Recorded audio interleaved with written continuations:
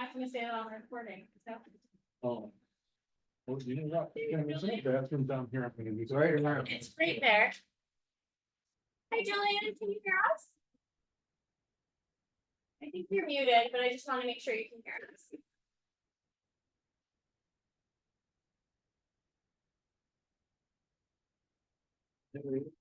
All good, Julian?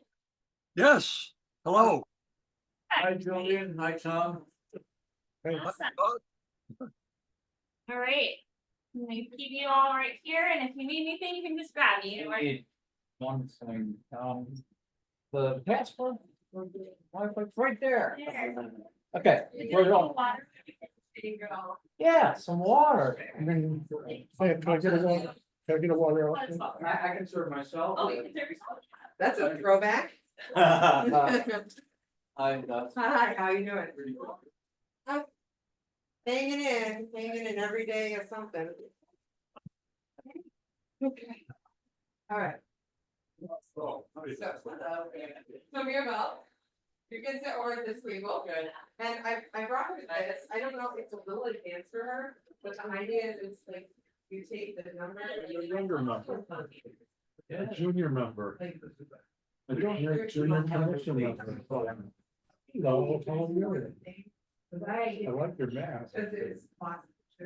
No age. Not that I- Yeah, there's something that's pulled out. Hi, Julian. Hi, Luke. You're looking good. Always.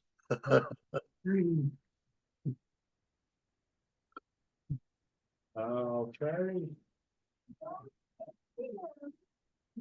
That's Luke, you remember Luke? Okay, you stay on screen, go over that way. I don't like putting her on the. Oh, junior member in the making.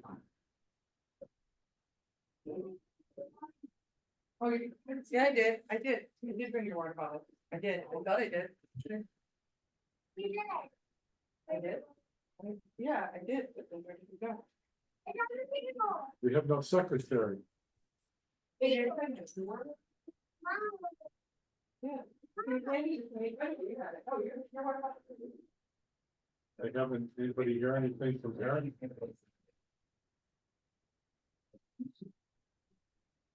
What? Unless my eyes are completely shot. Eric Day, I have no secretary. Oh. Who's our secretary pro temp? I give up, but I'm not doing it.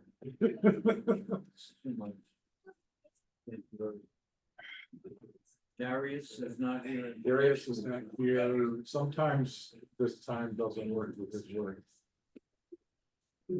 Oh, Didn't hear anything from that's right. Ashley. No. Well, I have a little experience now being secretary. If you need one, I'll give it a shot. That's right. Thank you. First, second, and sold. I Yeah. promise. No, Good take some job. backsies. Just the I'm facts, surprised. just the facts. He's No, experienced. I looked at the, no, I looked at the. Well, I'll keep track of motions. Yeah. Do that. Perfect. I think that's the criteria. Thank you, Scott. All right, I'm All gonna right, call the Julian. meeting to order. The August meeting of the City of Binghamton Commission on Conservation of the Environment. Roll call. I will call off the names. I think I've named them, right? Darius Bang, Absent. absent. Tom Costello. Eric Dink. Absent.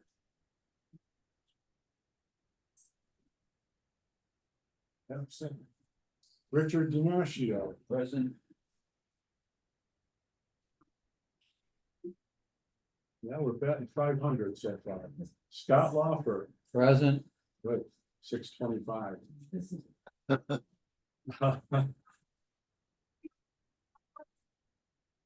Matt Ryan is no longer a member. Ashley Seyfried. So far absent.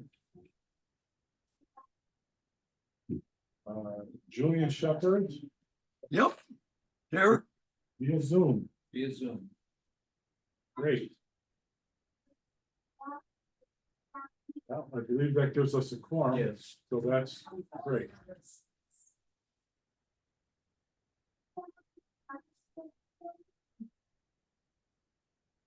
Okay. So we have. Good day here. That gives us Oh, a yeah. quorum. So we have 3 absent and 5 here out of 8 numbers.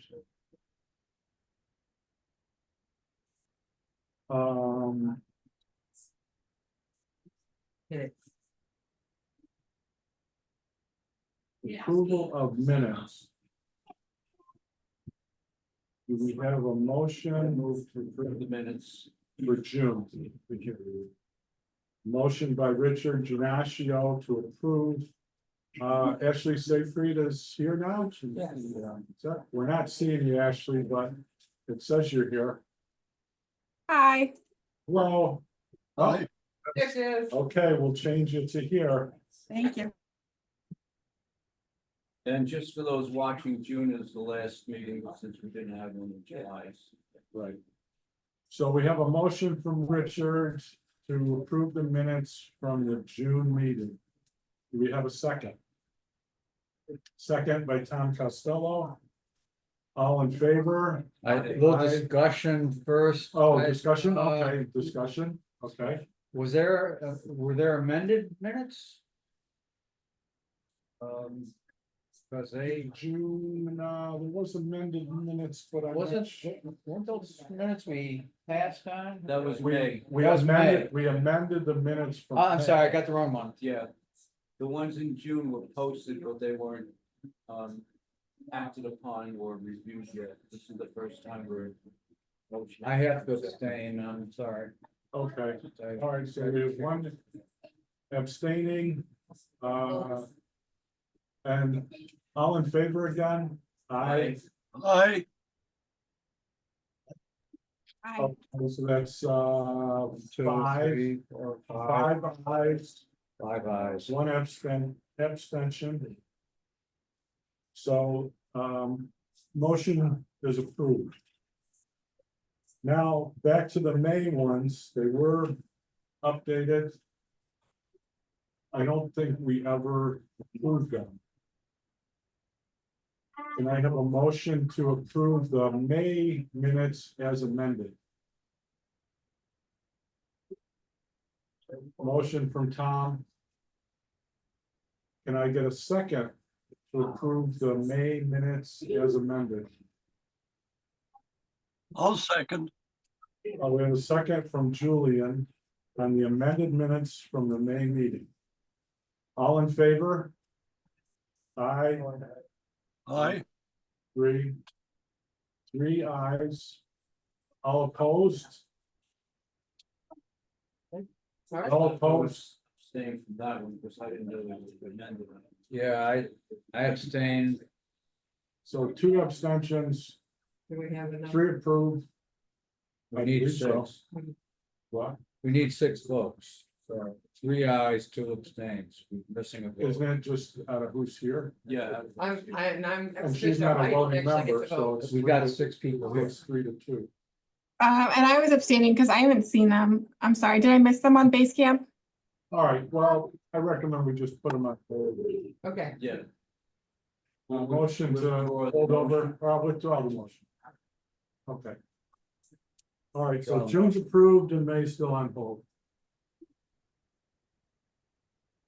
So hopefully before the next meeting, I'm gonna get a chance to look at the revised version of those May minutes.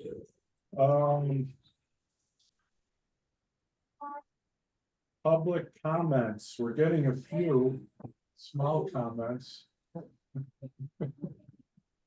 from our other table, from our not yet members, but someday, hopefully. Aviva, do you want any public comments since you're here? I love the environment and I think it's great. Okay. People love the environment. We have a. Duly noted. The environment. From the public. at large. Good to know. We love the air. Oh, There's another public comment. another We public love, comment, we love the air and we love the air. as well. Okay. Duly noted. Any more public comments? Okay, I will close the public comment section of our meeting. Air and environment, a plus.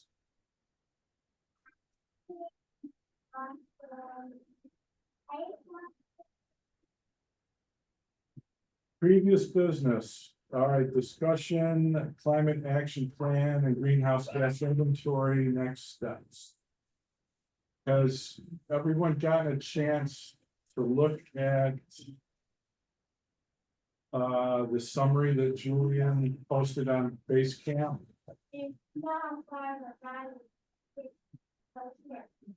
That's a good summary. Yes. Yeah. Thanks. It is just my take. I mean, that's what I was Right, trying to read everybody's, but it's a starting point. yeah, exactly. So my take on it is this, and I think I wrote that in Basecamp afterwards. Was we're trying to come up with enough information and questions and ideas for city council to look at some actionable items. And as far as the commission goes, I mean, there's actionable items that we can take, and hopefully we will be able to in the future, but I've had several requests into department heads and have yet to have any response. I did finally foil the Public Works Department, and I was just notified by the deputy clerk that I will be getting some solid waste material from Public Works. But the fact that it took a foil and several months to get any information does not show any level of cooperation whatsoever from the city administration as it stands right now. And not putting anybody in particular on the spot, other than maybe the mayor. Because I do believe that it's under his direction that we're not getting a response from departments. I mean, we want to help, we want to work with them. There are people here with various expertise and experiences that I think can be helpful, even if it's just for something to disagree with, or have a discussion about things, because the climate change is imminent. I mean, the storm we had the other day or last week, there's several days of rain. If that storm didn't move over as fast as it did, we were gonna have localized flooding, and there probably are lots of basements that have lots of water. But the creeks, especially with that amount of rain, if the time had been condensed, where the storm stayed and stalled like it did in November 2006, the creeks would have overrun their banks again, I do believe. Culverts would have been blocked. Plus, we've had a few places in the state that have had tornadoes. Oh, yeah, numerous tornadoes. We've had tornado warnings, Tom. Just to refresh my memory. The data you requested about the solid waste was data that would be included in the report to the county, right? Don't they have to share that data with the county? I don't know what the regulations are, because we always just automatically did it. We used to send a report, solid waste report that had all the quantities of recyclables collected, delivered, where it went to, what, and all the municipal solid waste that was collected. The amount of vehicles, the manpower, everything it took, street sweepings. We used to collect that, and all this information went to the EPA, the DEC, the county, different state organizations, and different environmental organizations, just to keep track of things on a yearly basis. And that dated back to 1990. Every year, it wasn't something that we created, it was just, we just updated it every year. So that you had a track record where you could look and see and a description of the programs and what was working, what wasn't working. Now, we had a program where we had stickers. Tom? Just to close my thought. So my point is just that. It's public information already. It's not like it's an internal document that we were asking data. No, that was something. It's data that's already been distributed to other agencies and, or that's what I remember from our It experience. was up through 2013. Right. What's happened since then, I don't have any way of knowing. That's why I requested the information. Right. And I'll find out, I guess, when I see what I get, but I requested the solid waste report and they asked for further, they Clarification. had questions on clarifications of what I was referring to. And that was something that we used to send out every year and it was posted on the city website, along with a lot of other things that were posted on the city website, just automatically. People didn't have to request it. All they had to do was go and look. So wouldn't there also be records of the transmittals that were made when those documents were shared with those other departments? You would think they would get a file somewhere, at least from that period, I would guess. Yeah, on the report, it used to show who that was sent to. Yeah, I mean, would be a copy in a file drawer somewhere. Yeah. I think I sent a copy of the last one that we had before I left. Which was for 2012, because for 2013, you needed to wait till 2014 to have all the data. Anyways, enough about that. So we'll see what we get, and that's a starting point, but we're trying to open it up and open the dialogue to these department heads and get a buy-in. I'm not sure how we go forward with that, but city council, I know, will be having their budget hearings coming up soon. So it's an opportunity to discuss these things and moving forward, do we need to request legislation to have it in the city charter? That these reports are required? Is it a requirement for them to keep track of the energy use? Of these different things that would help, whether they hire a consultant or not, they still need good data, I think. For them to do the reports. If you know, like I scoured things to try and find it and looking through the budgets, but it's very time consuming. And it's very limiting on what you can gather from that. So it just would make sense if it just became part of the system that you automatically kept track of these things. And then it was public information. I mean, what's the secret? I don't get it. How can we get legislation to have a more liberal open meetings law for the city in general?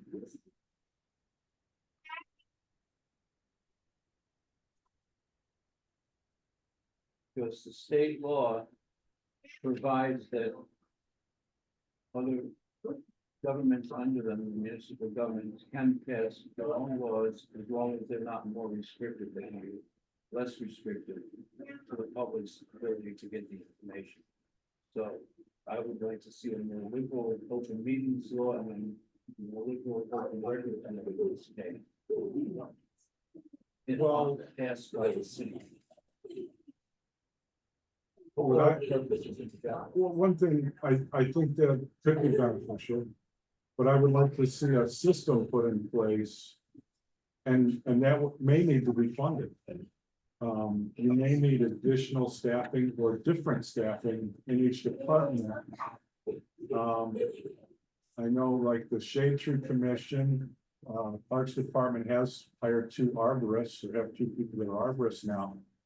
But who's managing the whole tree inventory? And would it make sense for there to be, like there once was, a sustainable planner whose specific job was sustainability and planning and organizing and keeping track of a lot of this data so that it is being managed. And there's a uniform system across all the departments that it just automatically becomes a way of doing business. So I think there may be budgetary needs there, which I do believe could be researched and it would show where they would more than pay for themselves by keeping track of different things. It's not, you're not looking to raise taxes or anything else. It's just a matter of good management practice, good governance. Anyways, those are my thoughts on it, and I think this list, not drilling down, but I think we don't want to drill down at this point, because I think we want city council to take this list and go through, and then if they have any questions about it, we would be happy to meet with them, and maybe we could answer some of these questions. And maybe then it will help them when they're discussing these different issues with the departments. And they will recognize any need for legislation, and we could help them with that.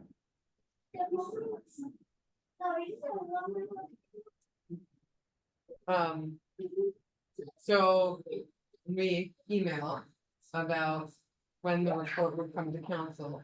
We had been trying to put the deadline as September, Yes, so. And in terms of agenda making for me, is this something that you wanna come and present to council, or just send a written document to council? And I think there's probably should be some sort of a vote on this draft to turn it from draft to official. yeah, I mean, I think this is enough to give city council as report, and then ask for their feedback for specifics. Because it takes engagement on both sides. If they're not engaged, we can give them all the reports in the world. It doesn't really matter. Before we go any further into this, I would think we want their feedback from each council member on what their thoughts are. And then if there's more we need to And answer then if there are to, certain aspects they want us to. then we hone in can, on. we could drill down.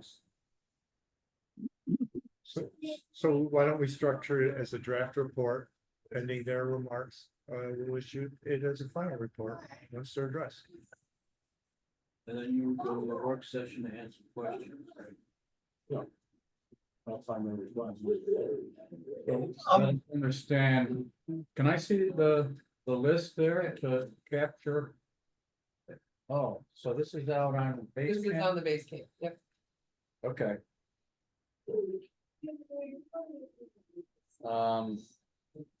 It's as long as on Basecamp then. Thank you.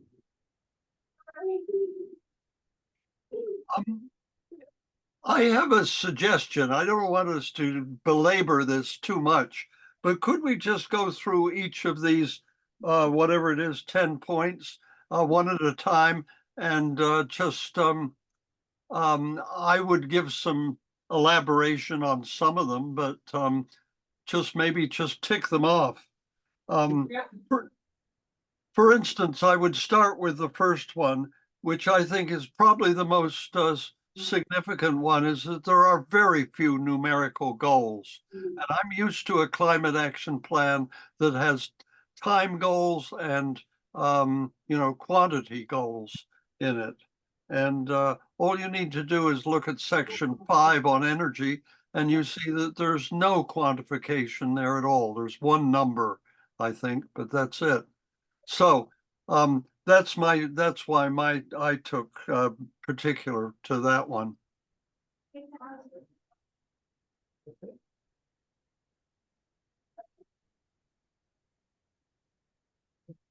Yeah, and on that note, I did speak with someone from my side about getting data as far as from points of PODs, they're called. Every place that there's a meter, there's a POD. And they said if the customer whose account it is wants, they will give them the data on that. So like the city could turn back around and ask NICEAG, even if they haven't kept track, which I know they used to in the finance office.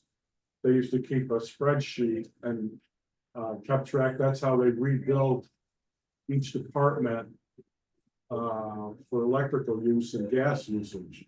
So all that data is available through NICEAG if the city requested it. So that's one thing, and the one thing I don't know about it is in what form they would get that. Would they get that in a usable like, Excel workbook or something where you could just plug and play for future. Somebody could just, whoever's doing the budget for each department or in the finance office, every month, just update it. That would be a simple way of graphing and measuring to see if you're improving or, and then talk to people in different departments that maintain the different equipment and machinery and see what's working and what isn't working. And you could graph it very easily to look at if it's going up or going down. And then if you put measurable goals there, you have a way, or at least an opening on how to meet those goals. So Tom? an example of that would be the LED light lamps that were put on the light poles across the city. Yeah. So when they were installed, there were forecasts made about how they would perform in terms of energy consumption, and also how much the city would save in bills or non-energy costs. Like, but now it's historical data. It's not forecasting data. We should be able to see that. Yeah, and I looked for that in the budget, but there's just, like, there's a number they put in every year, expended 670,000 or whatever it is. And it's like, that doesn't really mean anything to me because that's not a real number. That's a budgeted number with just a fictitious number that they came up with. They said, okay, this is what the electrical cost is, but what is it really? Right. I mean, I could look at old budgets and I could tell you what it really was, and then you could look at how much it was, per kilowatt hour and so forth. I know in the old days, they just charged you by hours of daylight for what type of head was on. And the other thing is, how is the system maintained? For infrastructure purposes, and how much energy is used in maintaining it? More or less. I mean, all these things are quantifiable. So it isn't just one thing, but at least that's a good starting point. I think that's a very valid question. It's an example that people can understand. And that was their big energy saver, and I do believe it did reduce their generational needs, as far as what electricity was generated. But it would be nice to know specifically if the percentages met what the goal was and that kind of thing. That's really the third item on the list, which sort of overlaps with the first one. Didn't mean to jump around, Well, but one thing leads to the next. yeah, well, we're talking about NICEAG. I am working on scheduling a rep from NICEAG to come and present at work session. And they did ask me for additional information on what I was looking for them to present on. I just generally asked them about like projects within the city of Binghamton that are upcoming and changes that are recent, and just kind of a general overview, since all of city council is new, relatively new. Sure. But if you have specific things for me to request to the municipal and community relations manager that I'm in discussion with. So. At one point in time, NICEAG is required under conditions of a lawsuit to survey for stray voltage periodically. I think it's every 3 years, which means they have to map and test actually every single device that they have in the city. It was useful to us because their survey department shared that data with our public works department as a map and as a spreadsheet. So we could locate every single light pole that had a municipal light fixture on it. And somehow that got kind of lost track of, it disappeared. But it was a really useful tool because you could, one thing you could do with that is council people at the time complained about light fixtures that weren't working, and you could literally map where they were. So that it was data driven. It wasn't just guessing or drive around the street and look at it. It was GPS based. Yeah. And it was coordinated through the county planning department, GPS people. So that's what I would ask them. Well, and I know with the oncoming interest in electric vehicles and electric heating and most things going to electrical, I have noticed that NICEAG or their subcontractors have been out installing new poles all over the city. And I'm hoping that they're upgrading the grid because you have to be prepared ahead of time for this to work. So all these smart appliances, all these different things, I think could be really great. If the implementation is done properly, and if they're prepared for it, but it's like, right now, what if all of a sudden, you know, they said, well, we're gonna give you a 50% grant if you buy an electric vehicle and everybody runs out to get them. I don't think you could get them charged. So what's NICEAG doing in preparation? This, I guess, is my question to NICEAG to show and what they're forecasting as far as future usage and at what rate will that be increasing? Because that'll give us an idea of what the general public in the area is doing. You know, and just for the city, just say within the city limits, because they have the data. And is anybody there looking at it? I would hope so. As far as the upgrades, and they're doing it, you know, in a smart way if you're gonna have a smart grid.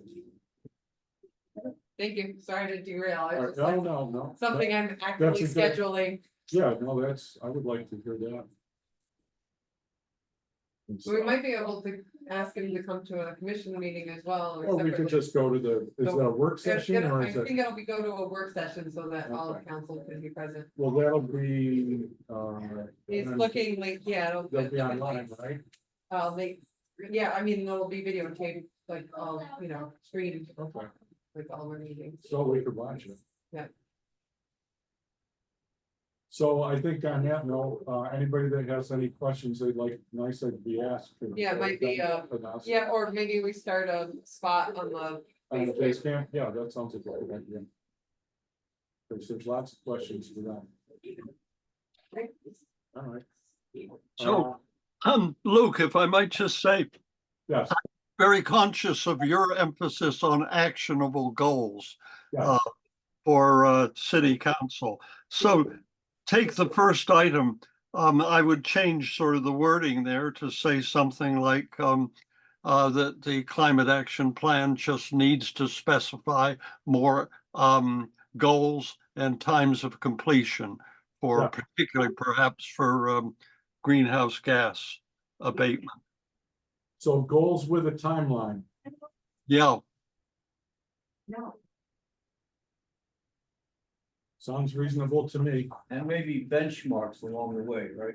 Yeah, yes. Not just the final date. yeah.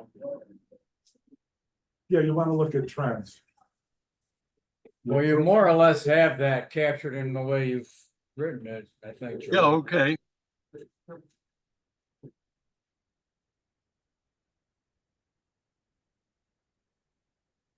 So it's about the incremental timing of collecting the data. Yeah, it shouldn't be once every 10 years. Okay, I think that's pretty good. Goals with a timeline and milestones. For number one. Number two, DEC recommends at least one community-wide GHG reduction target and a set of prioritized initiatives for reducing GHG emissions. So I think we discussed street lighting was their big initiative. I know, and that's been talked about for 25 years anyway. Mhm. My concern was always that how do you maintain it? Because NICEAG used to maintain the old streetlights by contract for a reasonable price. Now, if the city owns them, the city's responsible for maintaining all of the streetlights. Which, that's a different topic. I won't go any further. Right. Not to get into the weeds on it, but one thing that happened with the traffic lights, the heads on the traffic lights used to be conventional bulbs. green, red, amber, whatever. The city got a grant to replace those with LED lighting. It drove the electric costs down tremendously for those devices. What happened was, when the bulbs themselves reached their termination date, which was after like 5 or 10 years, whatever it was, the city had to replace all the bulbs and all the traffic lights all at the same At time. one time. And it put a whack in the public works budget that was like unbelievable. It Right, was so a very large. $50 a bulb, and And 5 to 7 year life. So they didn't put the savings, they didn't, that's right. There was no. well, because mecha- there is no 5-year plan. Exactly. There was no mechanism. There was just, nobody even knew that, like, If you know every 5 oh, years. by the way. Oh, replace that, everything. that, and then when they put all the streetlights in, they're gonna all start going out now. They're all gonna go out at the same time, so whatever it costs to put them in back then, you're gonna end up paying it again. It's More like, than that. it's Okay. deferred maintenance. All right, back to number 2. DEC recommends at least one community-wide GHG reduction target and a set prioritized initiatives for reducing GHG emissions. So we'd like to see the numbers from NICEAG on that, or the city, whoever can come up with them, as far as how effective that's been in reducing the electrical usage for the streetlights. But going forward, what would be the next step? How What about would be the next big initiative? initiating a compost program? Because proper composting is done aerobically, which reduces greenhouse gases, but improper composting or landfill regeneration anaerobically generates greenhouse gases. And that also ties in with the blue bag issue, because we reduce the amount of waste that has to go to landfill. So that topic on composting has come up before in various directions. And I think it's a good one to research, because it's gonna take a lot of research. The EPA website has a description of the program in San Francisco, which includes composting, recycling, and whatever's left over has to go to the landfill. Yeah, I think there's a lot of successful programs around the country. I know Seattle has it, but now these are all, the ones that I know of are private waste management that does the collection. I'm not sure if they do their composting or whatever. This one is the city of San Francisco, and they provide the receptacles for the 3 different types of. But once you drill down on it, just like Portland, I contacted them about their program. And I have to make contact with the mayor, set up an appointment. I was gonna see if Nate Hotchkiss from city council wanted to be part of that, because I know he is kind of championing that topic of blue bags. Rather just go myself, I'd rather have somebody from council at least hear what the mayor of Portland has to say about their program that started Depending on the time of day, I might be able to go. January 2023. They started that. But from looking at their website and budgets and everything, I still can't find out if they collect it themselves or if it's private owners. Which does have some bearing on the programs. The thing I didn't like about Portland is that they don't recycle glass, and they're very picky as to which types of items that they take and not take recycling. Much more restrictive than what we have now here. Well, what I would like to find out here, also, I'm hoping to find out in the solid waste report, what is actually getting recycled, where is it going, and what's actually getting recycled. You can call it recyclables being collected, that doesn't mean it's getting recycled. And it doesn't mean it's not. I mean, I followed the old trail when Waste Management did it up in Liverpool, and they showed me the documents where 98% of it was being sold to recyclers. And it was being reused. So anyway. Bringing it back in, so as far as the DEC recommends, I guess,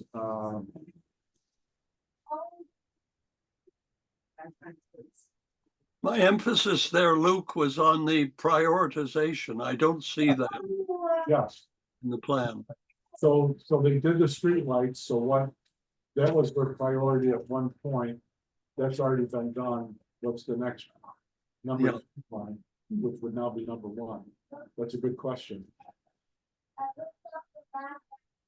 That's kind of a question for the administration, I would say. And city council should ask. The administration, what the goal is there.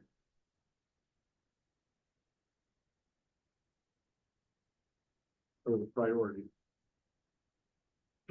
So doesn't that also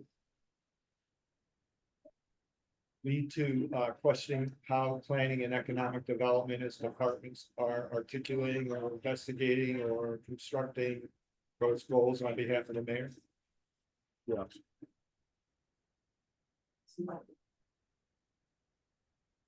So could you hear that, Julian? Yes, I did. Yep. So that's a good question for the mayor. Mhm. If he wants to answer it through planning and economic development, that's fine. Or he could just answer it himself. Mhm.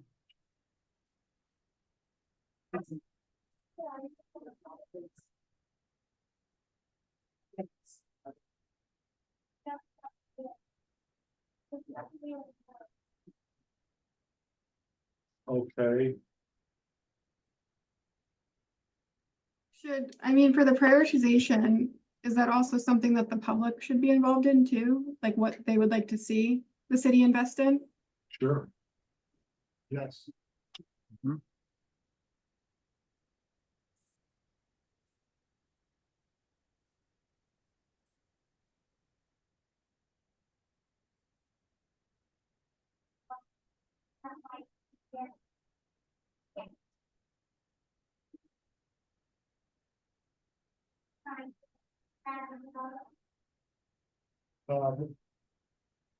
One avenue for getting direct public participation is the neighborhood assemblies.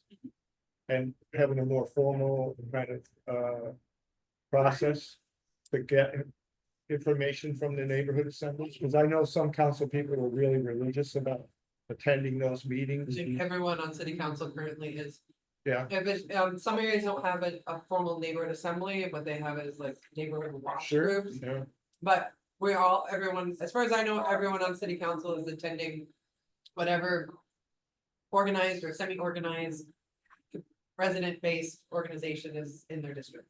So, but is there a process, even a semi-formal process or mechanism by which what you learn at the meeting as a council person gets into the departments for them to like consider when it's relevant, of course? Yeah, What if, I mean, what, I think we email department heads. what if the commission put together a draft survey? That council people could take and bring it to neighborhood assemblies and distribute it as far and wide, citywide as they could, get a survey. And then collect the data and put it together and do a summary. That makes sense? Mhm. I would be open to taking it to the Southside Neighborhood Assembly. We could also try piloting it, see if there's good response rate. Yeah, that's a good idea. If people are, cause you gotta have the right plan. The right kind of Well, like format of like questions. 5 questions that somebody can answer in 3 minutes. Somewhere in that general span. And just click the boxes and then a place for comments. So, I mean, I'm happy to, if Well, we there would- is a survey developed by the commission, I'm happy to print a few copies. And bring it to or we could do a digital one and. Why don't we bring it to all of council? Yeah, The whole, because we want a citywide and we want. well, I'm saying, that's what I was saying, Yeah. if we pilot it, I can do it Yeah. at mine. If we think that it worked well.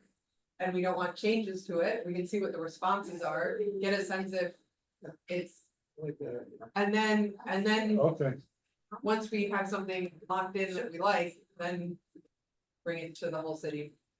5 questions. That's how I would do it. Sounds good. 5 questions sound about right? Ashley, you're probably more familiar with doing surveys than the rest of us. Does that make sense? Yeah, that makes sense. Yeah, you want it quick. So even you can do like a ranking question too, to get their prioritizations. Can you hear me okay? So they could rate them like 1 through 5? Yeah, Okay. and doing, you know, online and have paper copies for people that can't do it online. So I'll make a motion. This is a good time. Well, why don't we just say that that's something we're gonna do as part of this, and then make a motion on the whole thing? Okay. Rather than going through each one. All right, so we'll develop a survey, we'll do it through base camp. We'll work on base camp until we have something that we all. Is agree that something, upon. yeah, I was gonna say, is that something Ashley wants to take a lead on? Yeah, I can do that. Thank Great. you.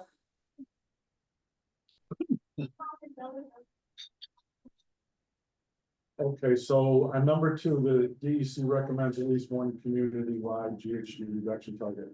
Priority of planning and economic development, along with the general public. So as far as doing that, we want to start that with the survey and then work our way from there, and then take the survey and introduce it to economic development planning and see how that fits in with what they're doing with their plan. I mean, once we test it out, have a little sample data, they may wanna help actually do the promotion. To like, we, through the neighborhood assembly, obviously, most people do not actually go to neighborhood assemblies. My chagrin, but, At one time, they did have a large following. but there might be, you know. Ways to get more access to Input. people. Yeah. If this, the executive branch backs the survey. Yeah, I know the South Side has a pretty extensive email list of several hundred people, and also Facebook and other social media. Well, and hopefully at some point, if that works out, that we can put it on the city website. Yep. And then it's like the data is ahead. Okay, number 3, improvement in frequency and accuracy of data collection and GHG related CAP activities, especially fuel, natural gas, and electricity usage.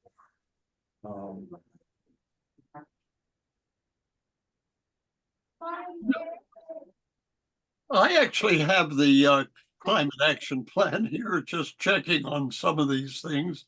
And I'm in section 5 on the energy. And frankly, it's a little better than perhaps I was saying. For instance, there is a column that I didn't observe on the left, 2035 goals. And if we take this literally, the 2035 goal is net zero carbon and energy efficient city facilities. Great. But also under that recommended actions, the very first one is benchmark annual city energy use. And that's exactly what we were talking about, which gets into the third item there that on the list. And so I think what I would just perhaps revise these recommendations to just say that we need this benchmarking.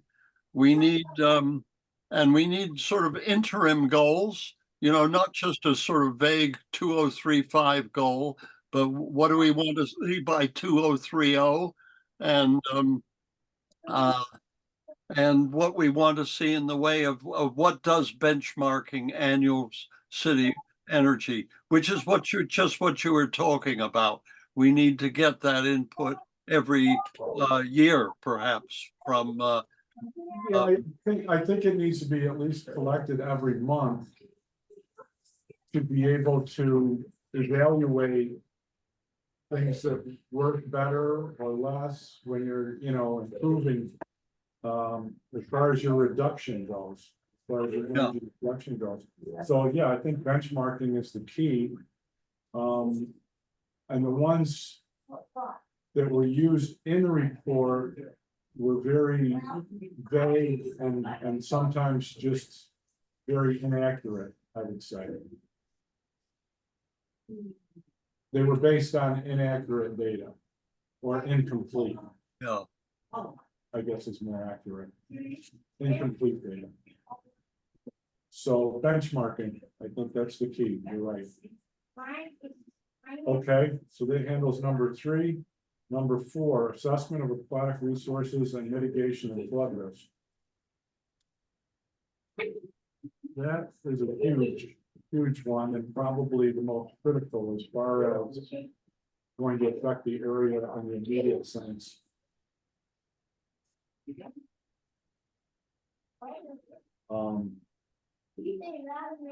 I think that came out of somebody's, maybe it was Richard's. Richard. That was That was Richard. Richard.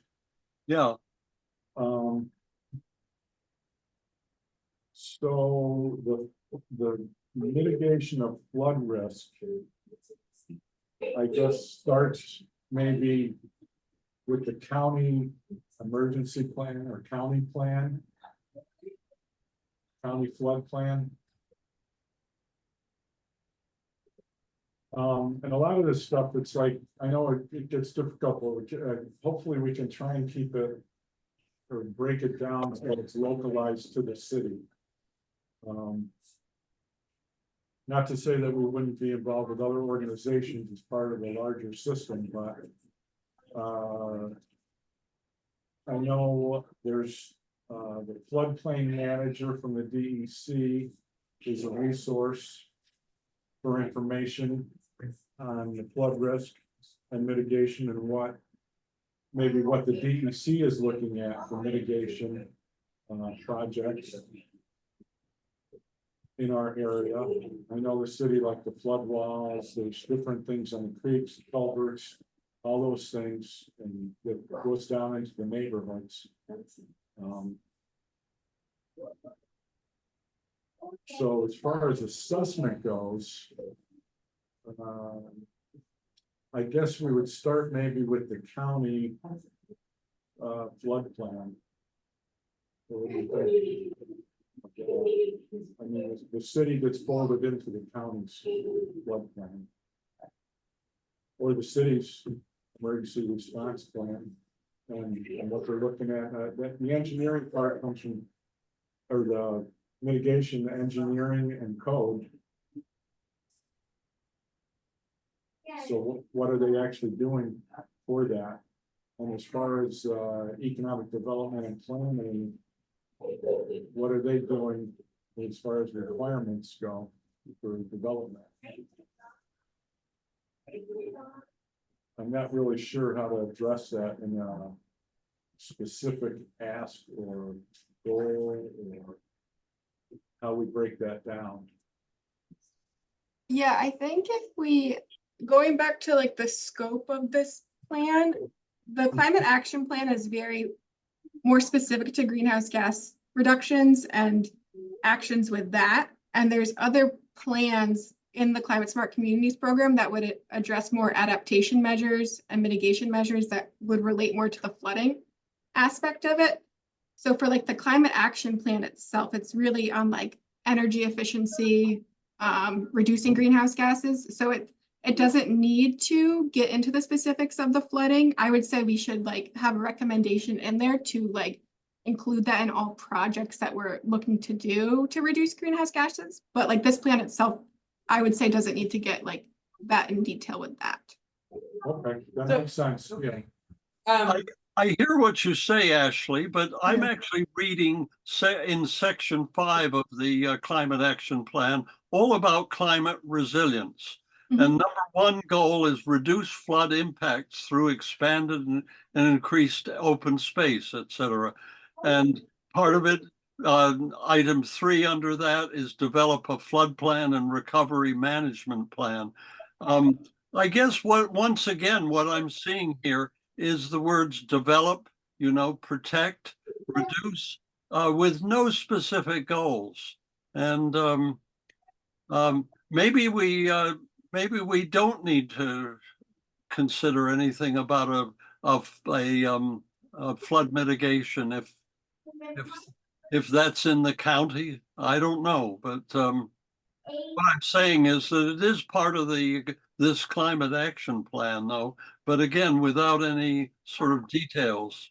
Yeah, and I hear what you're saying too. I think by the consultant mentioning it, it's kind of going above what the requirements of a climate action plan would be, which is awesome and it's encouraged, but I'm just saying for the, it's not necessary to go down that route, and there are other plans that we can do that are more encompassing of everything, if that's something we wanted to pursue.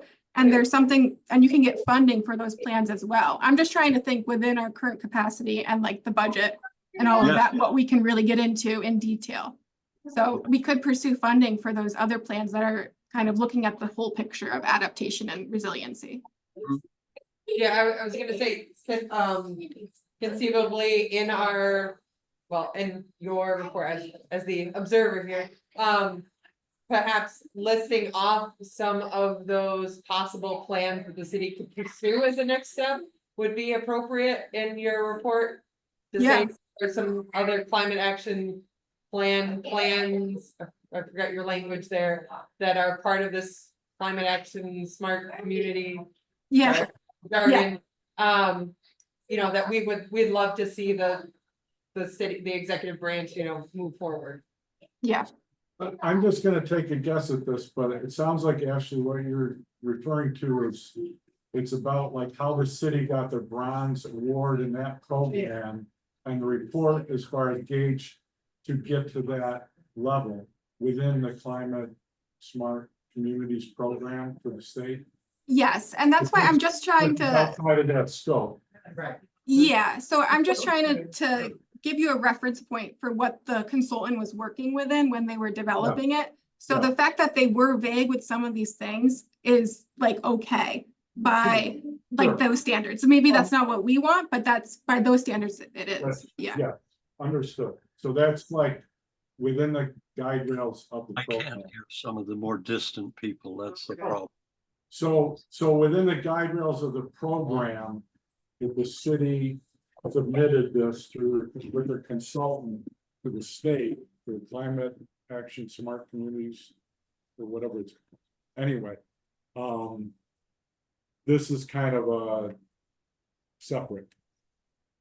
Yes. The drilling down is a whole nother thing, So, which I think is critically important to our group, but not specifically for our response to the cap and the greenhouse gas inventory.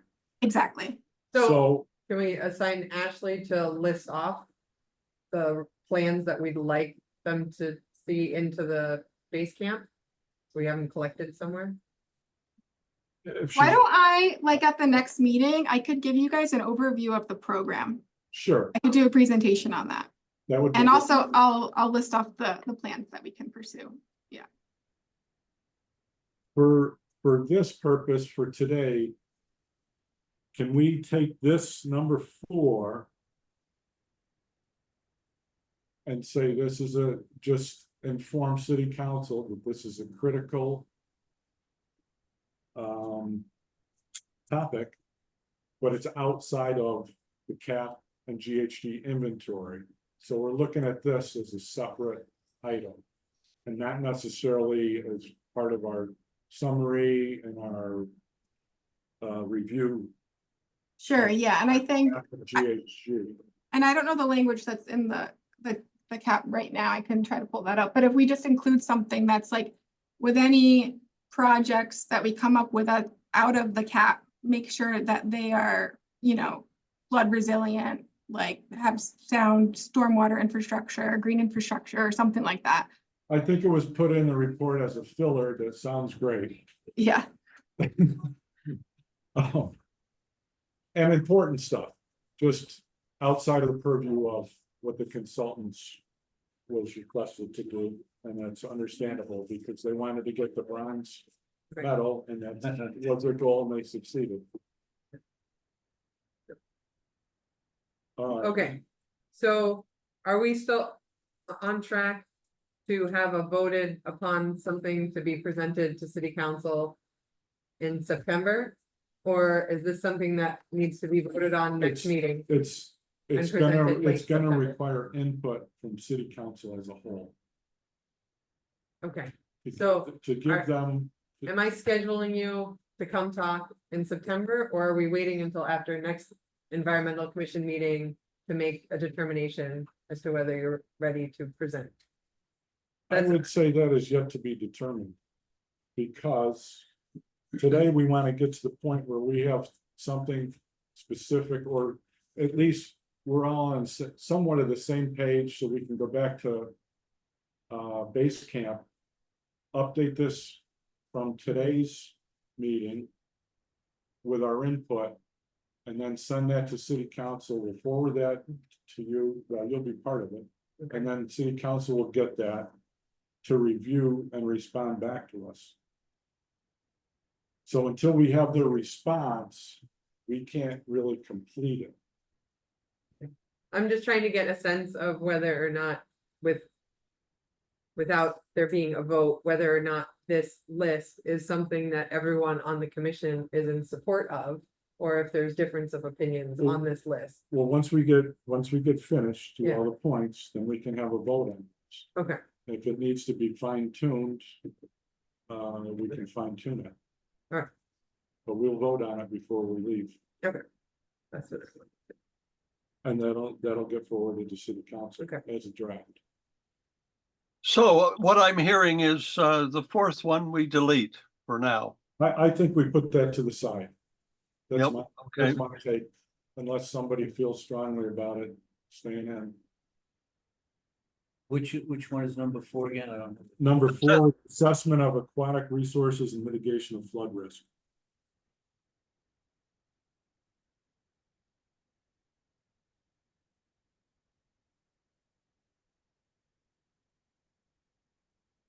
Okay, if I might sort of move on to the fifth one. To me, that's like Well, apples and oranges, those are well, like two no. things that are together that should be separate.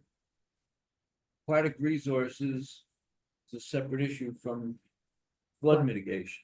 Okay, That could be separated in the future, but both of them, I think we can agree to remove from this response to city council to stay within the guise of the CAP and the GHG inventory. I think it moves down to what we were talking about in terms of listing off other It, plans that we would like the city to deal with. To acknowledge that this plan doesn't cover everything that needs to be done. exactly, And we have, there's a list of plans that we think the city should go after grant money and develop plans Well, on. that's endless. Yeah, That could go on forever. Yeah. But for today, for this, we want to stick focused on this. I don't think we need to get a list of outside things besides this list. Let's just stick with the CAP and greenhouse gas inventory. I think Because just we're it's trying just- to it's- document the it's- limitations. points to. It is a efficiency. limitation, Yeah. absolutely, but we want to define that. And keep those within the guidelines. Because you could just go on and it could expand out to the universe. If you don't draw some guidelines. We were tasked with this, let's stay to what we were tasked with originally. Let's get that underway, get on with that and accomplish that. Because otherwise, it'll just keep going and it will not be completed. That's my take on it.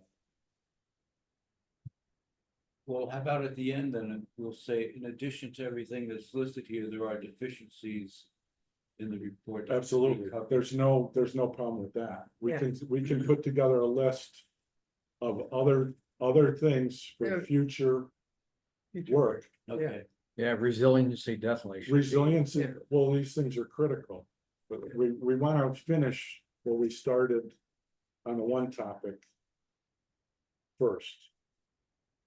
We got to have a few accomplishments in this commission before we're done. All right. So 4 is going to be in a sidebar, separated at the end. And not in part of our bullet points, but it will be mentioned. These topics will be mentioned, but not in the bullet points for the response in the summary. Does that sound reasonable? Okay, Number 5, quantify resource requirements for accomplishing the goals. I'll just comment on where that came from. Somebody quite rightfully said that there's not much attribution in much of this climate action plan to specific departments or peoples or resources available for this. And that struck me as a problem with the plan. So when we talk about benchmarks, should we talk about and try and identify somewhat where those benchmarks would come from, or who would be supplying the data for the benchmarks?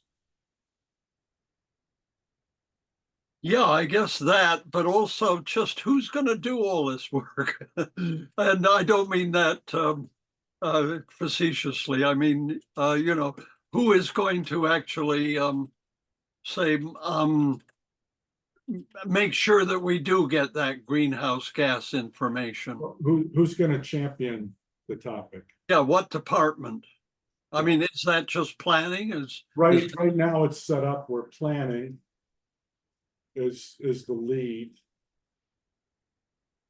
You want identifying that then as well as quantify, I think. Yes, right. Yeah, and I think that's a perfect topic as far as for city council to debate who has the resources and the wherewithal and what authority do they have. If you're going to give somebody a responsibility to say, we want all these things benchmarked, here's our goals. Our city policy says, here's our goals. 2035, we want to be at net zero. Okay. Now we have these various plans on vaguely on how we're going to get there. And I am generous with the word vaguely. So right now, the good doctor has been charged by the mayor with this. That doesn't seem like a reasonable, you know, you could tell somebody they're in charge or responsible for something, but if you don't give them the tools and means to accomplish the goals, then Yeah. that's setting somebody up for failure. So, with respect to Ashley's comment, Oh, I could do in that. terms of what's in the scope of the report and what's not. I think what we're talking about is something that's not really relevant to the report itself per se, except that we really have to become, and it was a huge issue that we both confronted multiple times, where these reports get constructed and there's a gap because planning is not charged with articulating the budget, the resources, the authority, and the responsibility. Somehow that goes into kind of an administrative black box and may or may not come out the other side. So, That's and especially because the city's budget, the way the budget process works, it's like the report comes out in a calendar year, and it's like, it might take 2 years before you can identify the resources and structure them into your budget and make it work, or find out that it's not gonna happen because you don't have the resources anyway, Well, and you're back at square one. yeah, to Ashley's point about funding and grants and things is well taken. It's, I know my experience was everybody would get excited about, we're gonna build a river trail. And I use them probably as much or more than almost anybody around town. I'm on them almost daily when the weather's halfway decent. And I love them, but my question right at the beginning was, who's gonna maintain them? And where's the resources to maintain them? So you can build or give anybody all the money in the world to build something, but who's gonna be responsible for maintaining it? It's now you're adding work. And that's why typical lifelong department heads or city employees are like looking at it, no, thank you for all these grants. Because it's just more work for me as a department head or as an administrator, and it's understood. So back to this report, which was based on the report that was started in I don't know, it came 2011, I think was the report that it referred and was built out of. There was a sustainable planner who put this together and was in charge of it, but just in charge of a plan.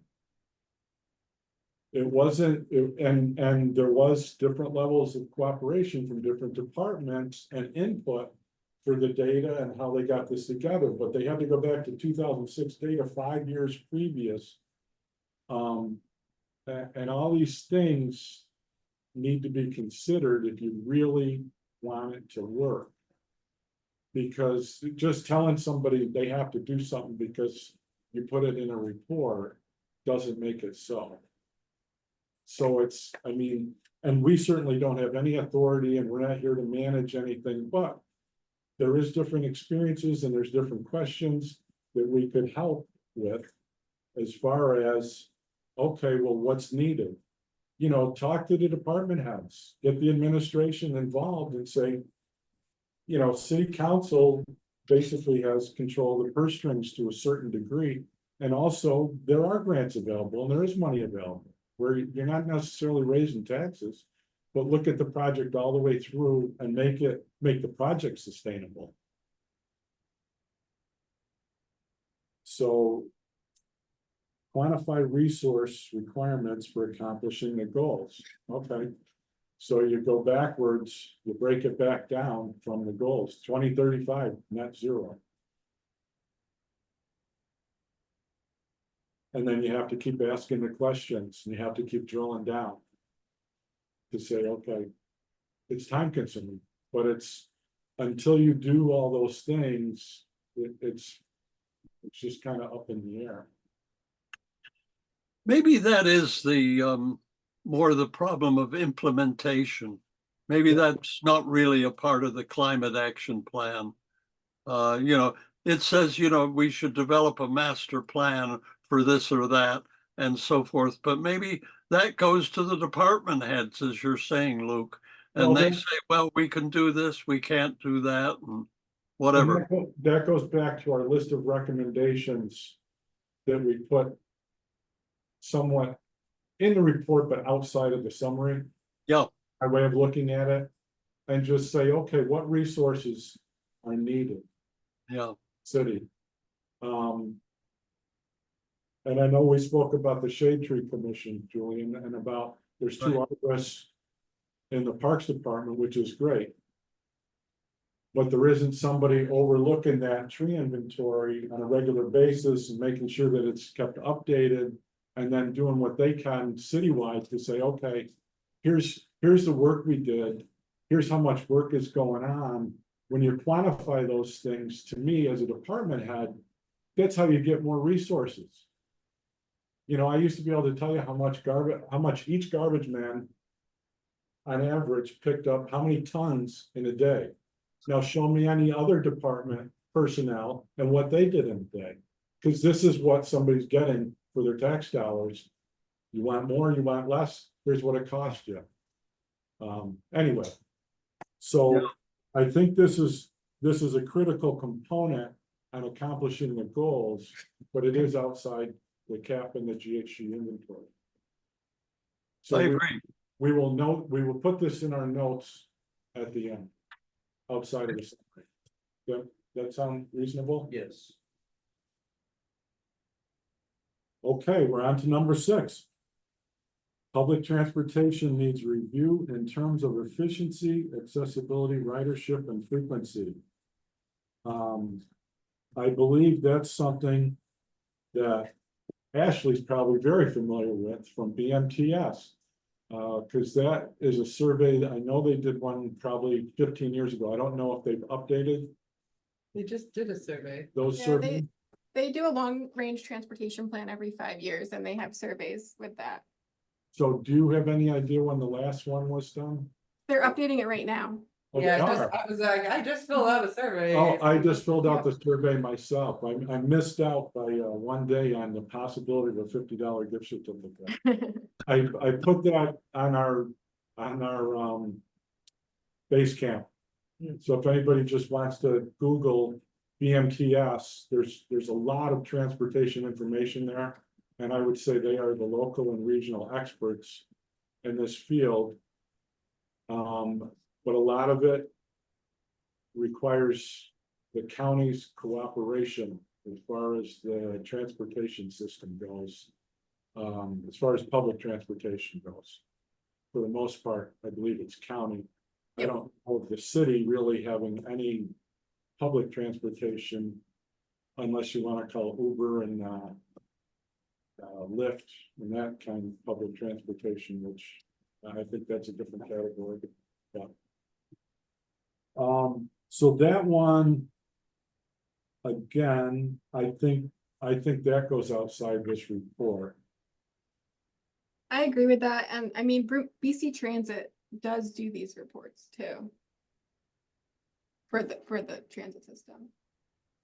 And I personally have an interest in that, and also on the safe streets and cycling and walking, because I think there's like enormous room for improvement in all of those categories.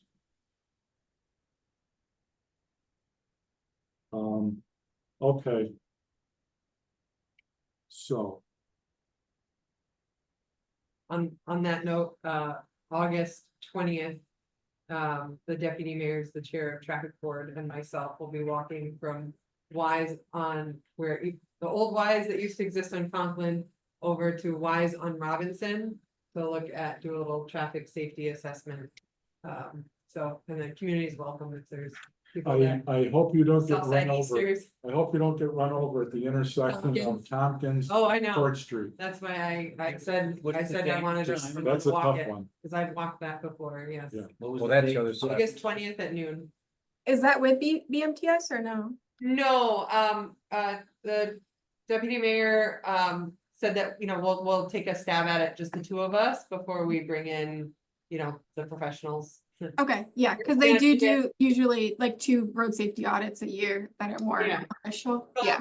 And I think, so I know BMTS is doing West Side, so I think we'll be past our quota or something, so it's just gonna be the two of us bringing recommendations and listening to Southside Easters. Cool. And I know, I mean, when we're on this topic, so BMTS also has like a bike ped committee. And there used to be city representation on it, but when I was there wasn't. So I don't know if anyone has joined since then. What is the name of that committee? It's the BMTS, it's Bicyclist and Pedestrian Committee. They do like a monthly meeting and kind of go over. They have like DOT goes, county planning goes, and then some municipalities go when they can. But they basically just talk about biking and walking throughout the whole area.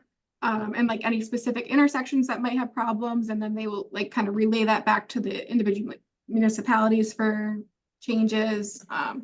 So it's a good committee. Yeah, what we used to do on things like that was the BMTS would supply the traffic engineer. Yep. And somebody from the traffic police would also go. Yeah. Somebody from city council. But if you get any info on if they're looking for a rep for the bicycle and pedestrian committee, feel free to email it to me and I can share it with city council and see if, depending on the time it meets. Might fit with people's schedules, might not. Yeah, cool. Well, and BMTS is the major source of funding for all things transportation. Because all the federal highway money goes through them. And then through DOT, filters down through DOT and then to the city. For projects of all sorts. Anyways, there's also resources at the DOT.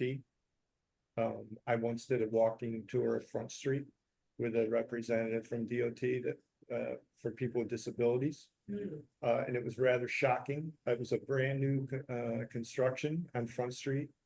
They put all the sidewalks in and everything, and the deficiencies that he identified, and it was a project in his own department. It wasn't a city project, were astonishing. And then also the Safe Street or Safe Streets Routes to School program with the school district. Part of Safe Streets. That also is important. So, yeah, Yeah, there was a lot of great stuff going on. A wealth of knowledge over there. but it's hard to get all those people in one place at one time, but they're all involved in that, right? I mean, you probably know that.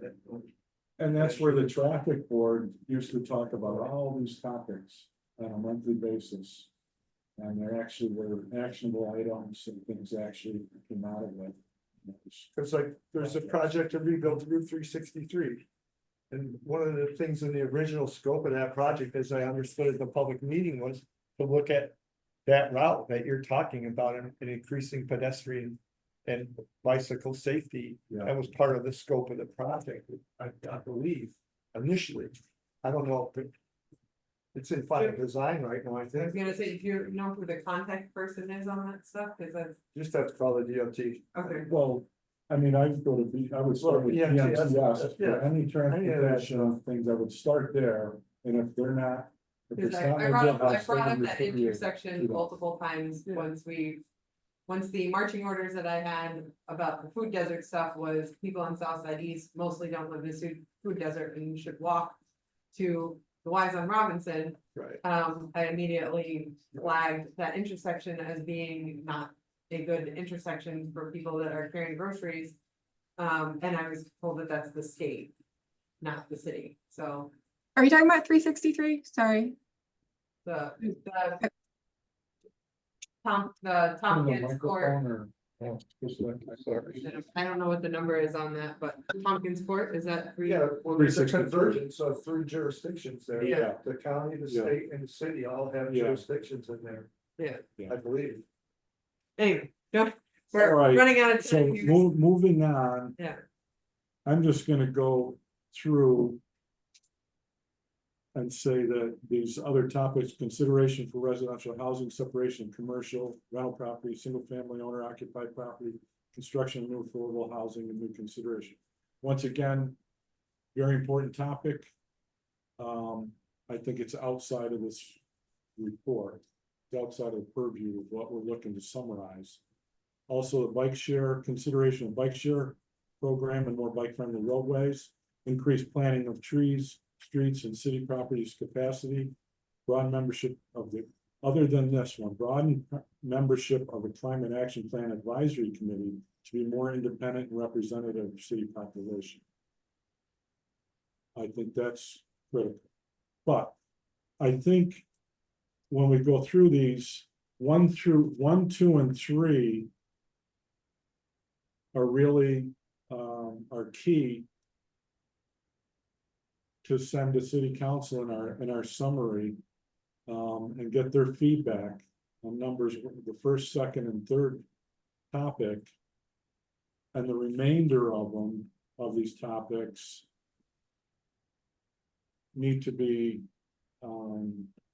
just notify city council that these are all topics that we're looking at, we're working on. We want their input into what their thoughts are on these different topics. And we will focus on them in accordance to their priorities. If that sounds reasonable. Shouldn't we at some point have some engagement with this Climate Action Plan Advisory Committee? I would hope so. Maybe up to us to initiate that. I mean, I think I don't know how active they are.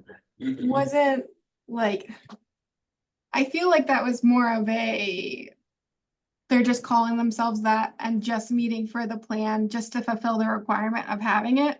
I don't think they're like active. I think they only met the 2 times that was required for the climate action plan itself. And I Yeah. think it wasn't super like engaging.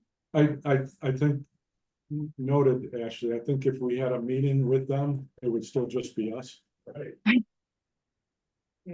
But yeah, I thought, I I do thought agree Dr. with- Burling was implying that, and that Ashley had proposed that we kind of become that. Yes. Yeah, So- so there's the Climate Action Plan Advisory Committee, which was a specific advisory committee for this plan itself. And in this, the climate, there's a lot of acronyms, I'm sorry. In the Climate Smart Communities Program, which this plan is a part of, there's a task force, and we should be that task force. And also be the Climate Action Plan Advisory Committee going forward, basically. I agree to that. I just remember that from the first climate action plan, the one back in 2011, there was a group who helped compose the climate action plan. But then a part of that plan was to have a monitoring committee of citizens who and I don't think it ever was formed, but it was a monitoring committee to monitor progress. But maybe that's us. And I think that would be great if we had some type of authority or some kind of ability.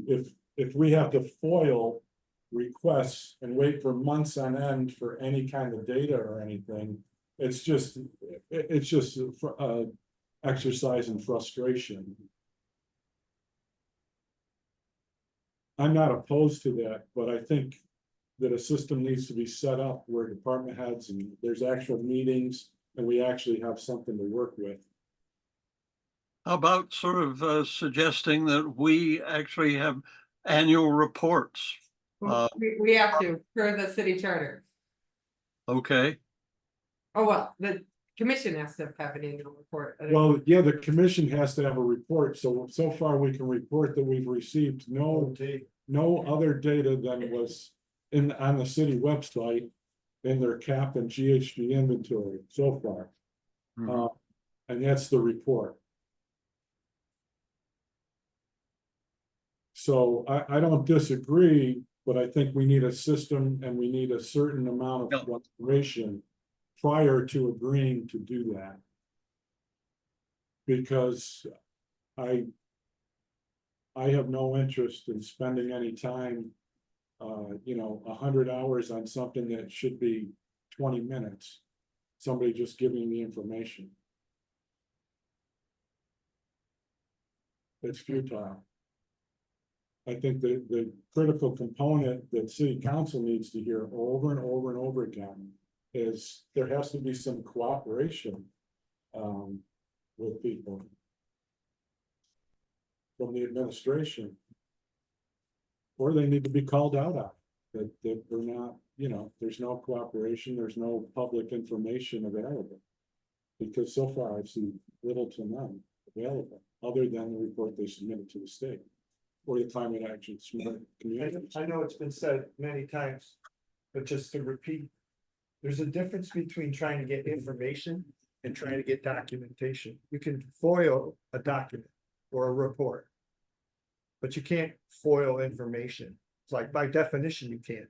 You can't say, you can't, right? But you can't ask a department head to look at 4 reports and then tell you, yeah, crime is up or down. Well, but they're not compelled. Well, they're not, but under They're not FOIL law, compelled there's to nothing to response. you cannot foil information. And you also can't foil what doesn't exist. So if they haven't written something. I think that being said by Tom, the whole thing is to compel department heads and departments to do these reports or to come up with this data on a regular basis, going back to the benchmarks. And ideally not just share it with us, but put it on the website for anybody. Sure. I mean, what's the secret? It's like, this is the work we're doing. This is what we do. This is the information we have. But the problem with that I experienced as a department head is, city council would say, I want an annual report on X, but the code activity. And it's like, that's not information. What they needed was to be able to sit down with me and have a conversation as a department head where we could talk about ideas and inform them. Because you write the report, you hand the report, it just raises 10 new questions in their mind. And they're like, why didn't you put that in the report? And so you didn't ask me to put it in the report. That's information. It's not data. The data should be like so transparent that anyone can get the data. We have the systems in place in City Hall. They're just not functional for everybody. And I think this goes back to Richard's statement about the open meetings and open information. I mean, it's really about having transparency, which I know city council all ran on transparency, well, it's like. To be transparent, you have to have some information to share and some data to share. Yes, Otherwise, we can also have legislation passed to fill in the gaps that aren't covered so that you can get information as well as documentation. For example, in New York City, there's something called the Board of Standards and Appeals. If somebody's denied a building permit, they go to the Board of Standards and Appeals. Now, regardless of which side I stand on the issue, I can walk into that office, ask for a file on that property, and they hand it right to you. No FOIL request necessary, because that's their policy. that's going back to reports. They're gonna give you a specific report on a Well, you very just- specific topic. No, you say, I want the file on 10 Maple Avenue. They give you the file on 10 Maple Avenue with everything that's in it. Yeah, You don't have to be specific and say, I want, a certain report or a certain document. And they'll give it to you right on the spot. But as you said, that's a matter of policy, not a matter of law. Right. So legislation doesn't work. That's policy, that's leadership. That comes from leadership. Executive branch. yeah. But. What, you tell. I did you the same can't thing in have- my own department. If you came in and said, I want to see a file on 10 Mill Street, I'd hand you the file. But Yeah. that's not the policy today. So the Okay. policy is subject to change depending on leadership. All right, to bring it back in, so that's policy. That's the administration policy this way or that. So to bring it back in, can we vote on taking the first three items from Julian's draft and forwarding that on to city council for their comments? Sure. Motion to vote? Second, Okay, so the motion was made by Julian. The second was Ashley. I think Ashley moved. She jumped in there. She got ahead. So now let's have a vote. All in favor? I, Aye. 6, I don't 6, vote. 4, yeah, I know. 6-0. Okay, so motion's approved. So after today's conversation, Julian, would you mind taking, or Julian or Ashley or both, just kind of cleaning up the top three after today's conversation Sure, and posting it back to base camp? And then we'll send it. I would. How about you, Ashley? Sure. So Yeah, we what get I hate to put the finger on him, but if Scott could get the minutes out relatively quickly, that would be cool. Well, He's got pretty I good was- notes here. I'll do what I can. Thank you. At least I'll try to capture some of the conversation on the first three. Yes, Oh, sure, yeah, sure, good. even if you just put that on base camp, the first three. And Yeah. then work on the rest of it from there. That would be great.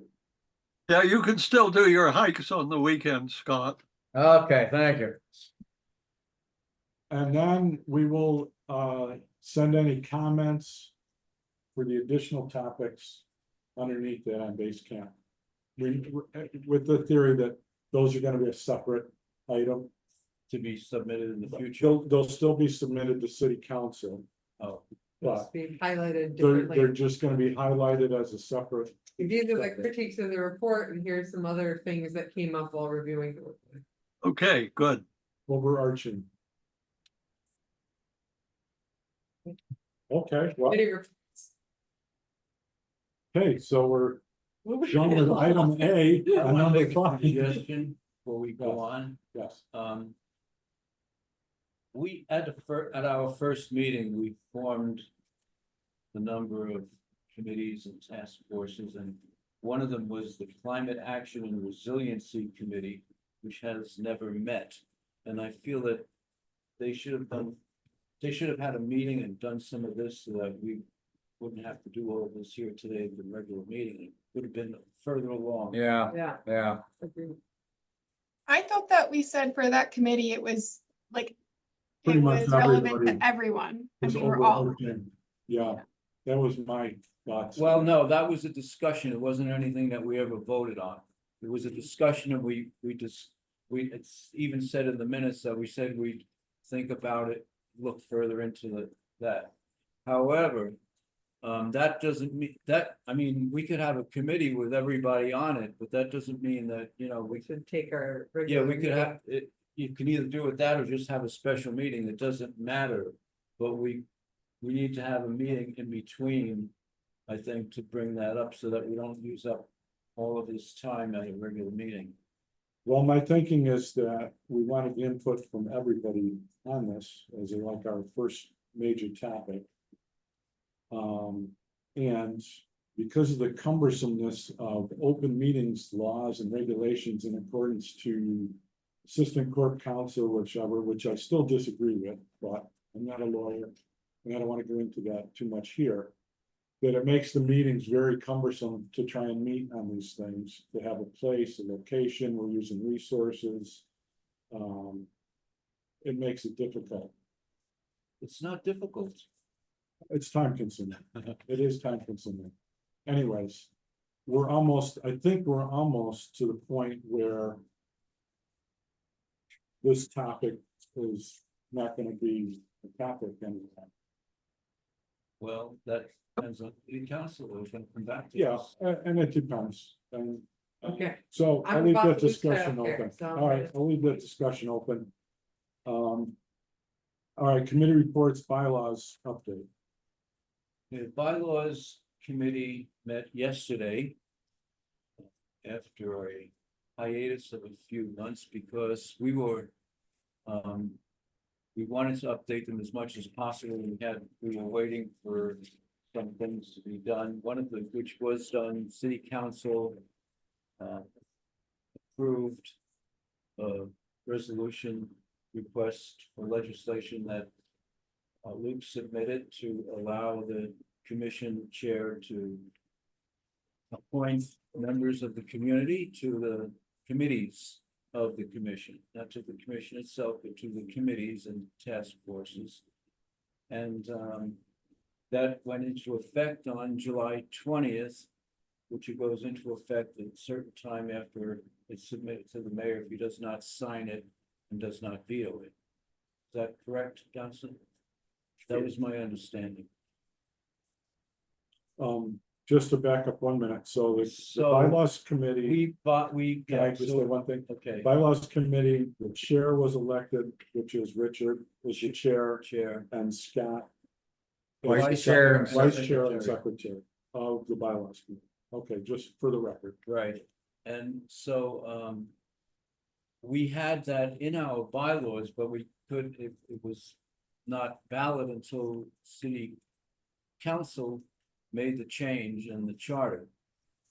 So that has been accomplished, so now we wanted to make sure that they were consistent with each other, so we did that. And we, there were some other things that were added in and suggestions were made by corporation council. So, the meeting is already up on the website. People can look at it on YouTube and, we're in the process now of getting all of that into a draft that will be sent out to the commission members, within a week or less. So that we can hopefully, vote on a final draft at our next meeting. And then once we do that, we date it and then changes can still be made after that through the amendment process. Sure. Oh, And there's a draft and a discussion going on, the project. So if people are interested in weighing in between meetings, there's a discussion going. it's on By- Basecamp. Basecamp, that's what it's Yeah. a project. Let me ask a question. Bylaws committee meeting Wednesday, 8-14-2024 at 10 AM is the name of is the heading of the, Did the mayor discussion. sign the legislation? he certainly didn't veto it, so by now it would have gone into effect whether he signed it or didn't sign it. Oh, okay. Hmm. How long Yeah, does he I have? was told I by, believe it's 10 days. Yeah, July 20th, I was told by the city clerk. Okay, I could check if he signed it or didn't, but it's passed regardless. So the only thing that we, that's still outstanding is whether or not we wanted to change the name of the group, because that was, we opened our first meeting, Luke said, this is the Commission for Environmental Conservation for now. yeah, and I don't disagree with changing the name, but I don't know if it's worth the effort and the time to put the legislation at this point. I think it's something we could do in the future. But I would not put that as a priority, and I think that could be an amendment to the bylaws. I don't think that should hold up. No, it's That's not the gonna hold, bylaws. it's not gonna hold it up. It's Okay. just that. It was one of the things that I put a little asterisk next to in case we had to change the name in there. And we'd have to amend the bylaws, and the thing is that we'll have all these documents that have the old name on it. So it seems to me Well, like it should be done sooner rather I than mean, later. if we end up being the Climate Action Plan and Advisory Committee and those kinds of things, I think it'd be better to wait to see how that plays out. Because that might end up being the name. Committee, Well, it could still be commission or this, climate action is just part of environmental conservation. We Yeah, want that's to true. expand it to include conservation, restoration, and resiliency, because actually that's what you see if you read the text in the charter. It's more broad than the actual name of the organization. all right, well, this can be done under amendment, correct? Yes. Yeah, So rather than, so Oh, yeah. that can be brought up. no, yeah, At future meetings. no, that's why I said that's the Okay. only thing that we will not be able to change in the, it'll stay as is until it's changed. Okay, So- Within a week, people should receive an updated draft, and of course, everything in the text, whether it's been in there since the beginning or not, even though we did pass a draft in the beginning to work with. It's all up for review, and it can be changed after we accept it by the amendment process that's described in the document itself. okay, Do we want to Sounds good. allow the reviewing then to continue on comments on base camp then? Is that the Sure. best way to proceed? till the next Sure. meeting, and then we'll vote on it. Well, if there are Well, comments that have to be discussed, Yeah. we'll have another bylaws meeting before the next meeting, but then we'll give you the final draft. Then, and hopefully we'll all be on the same page and we'll be able to pass that. And then, as time goes on, there's always something that you want to change, then you do it through the amendment process. Okay, Sound good? sounds good. Okay, committee reports, ecotoxicology. Ecotoxicology Committee had 2 meetings. The Ecotoxicology Committee consists of myself and Darius Bang, and Hadassah was the ex officio member who showed up for one meeting but had a conflict for the second meeting, and I thank her for Try to come to meetings when I can. dedication of even coming to the committee meetings. So who is the chair? I was elected the chair, and Darius unanimously, and Darius unanimously was elected the vice chair and secretary.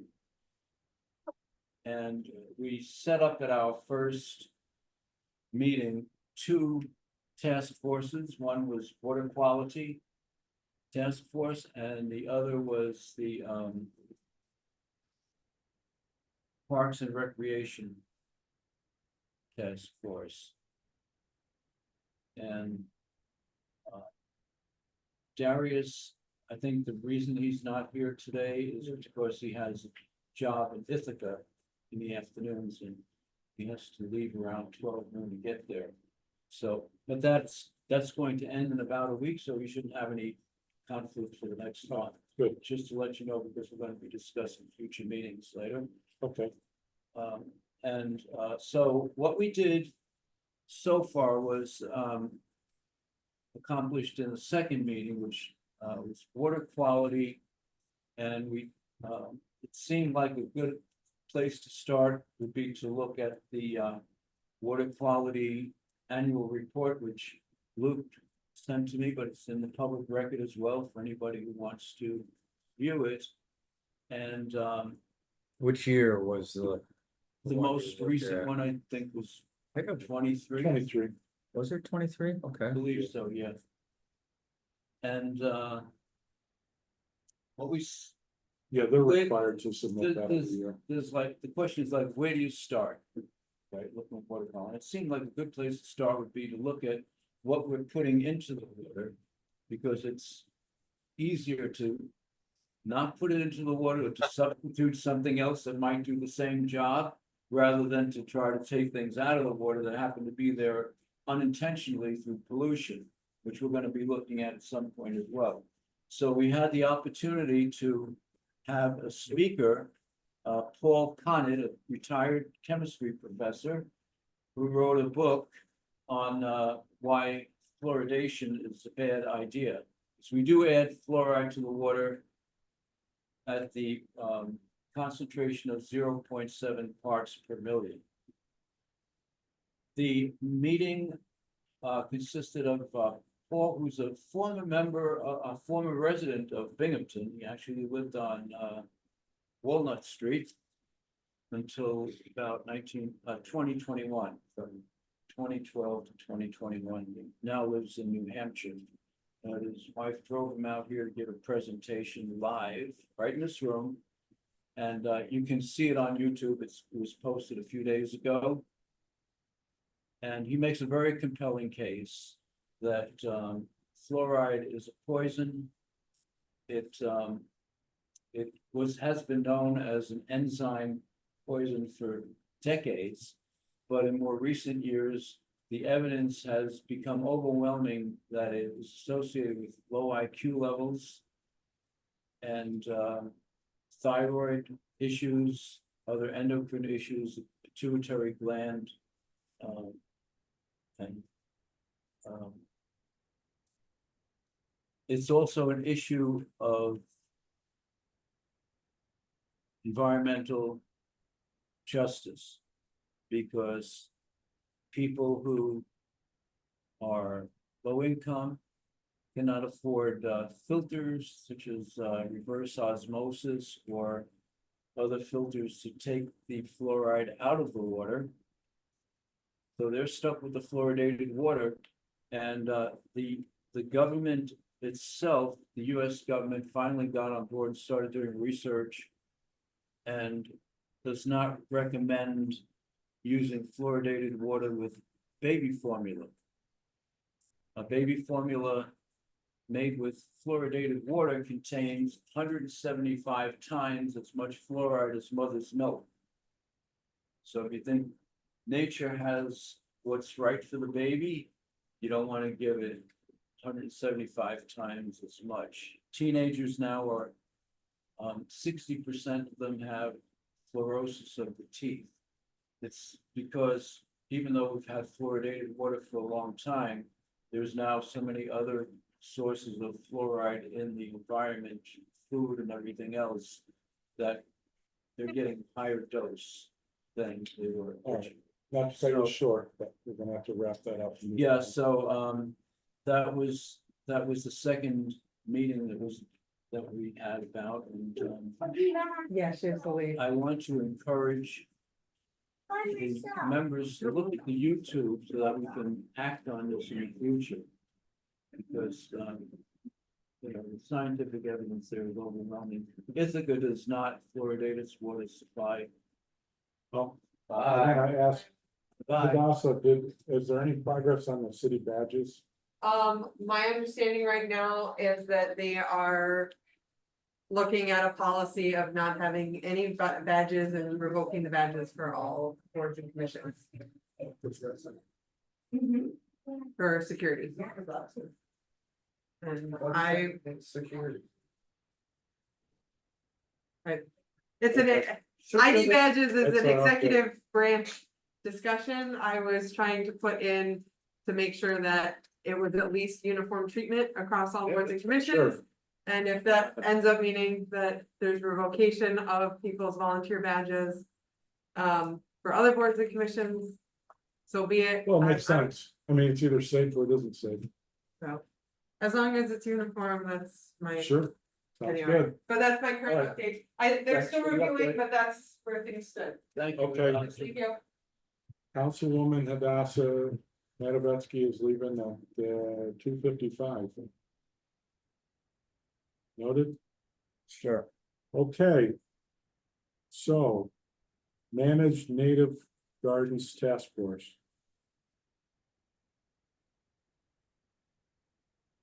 You're on it.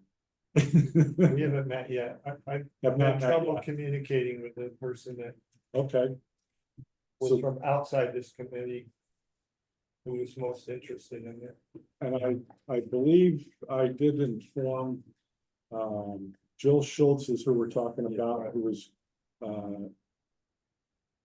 sounds like she has a lot of knowledge and experience on managed native gardens and is going to be part of the task force. I did notify her that the RL passed.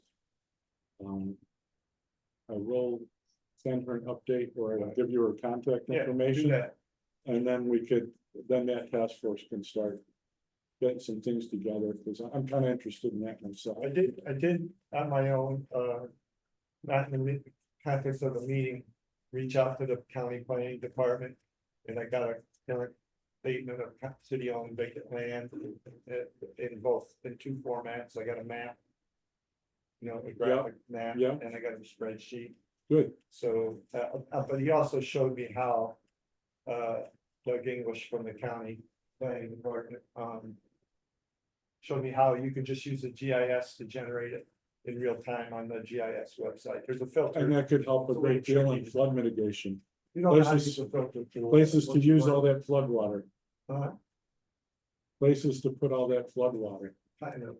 and we could grow some more native species and help with our elimination of CO2, right? Yeah. Okay, new business, we have an invitation to join the New York State Association of Conservation Commissions. Ashley, are you familiar with this organization?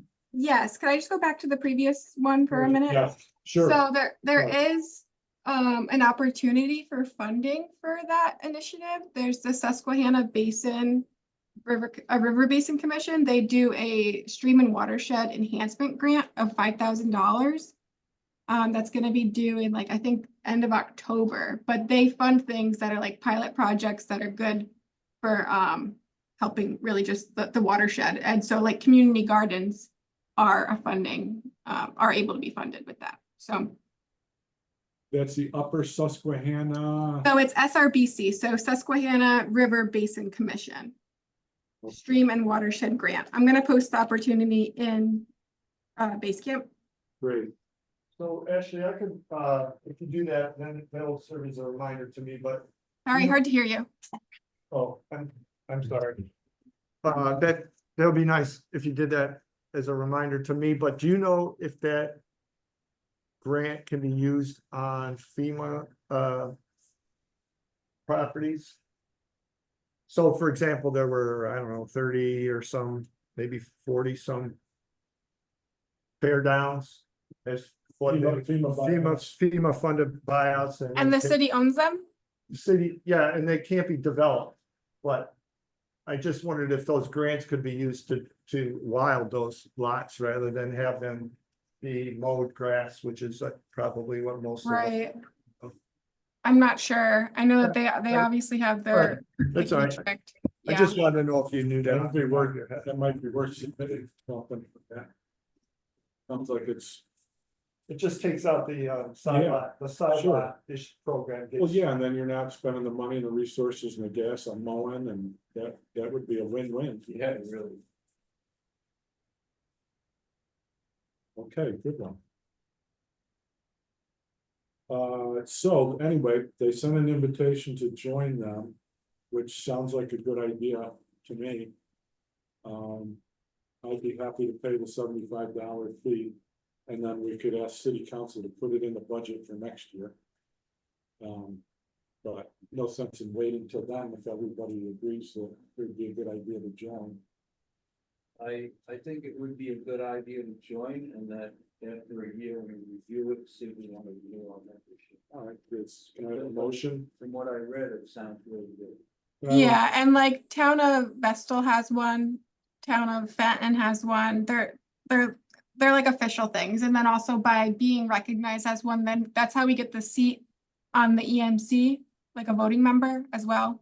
So the county EMC. Yeah. Okay, does that, I move to, Richard join. moves to join membership. Second by Tom. All in favor? I, Aye. Okay, unanimous. 5-0. 6. Over Okay, here, six, too. sorry. Okay, yep, 6-0. Thank you for that correction. Gotta use two hands. Okay, so also I just want to bring up in the same vein, I know I didn't put it on the agenda, but joining the EMC membership, so after listening to what Ashley had to say, so I will send in, I will fill out the form, send in the $75, and once we get our official membership, next meeting, we could have a discussion about who might be a good member for the EMC from the commission. That makes sense? We could vote on that next month, next meeting. So I think it's good that we would have somebody on the EMC and somebody going in the meetings They're certainly aware of us. and sharing our information. Yeah, no, it's good.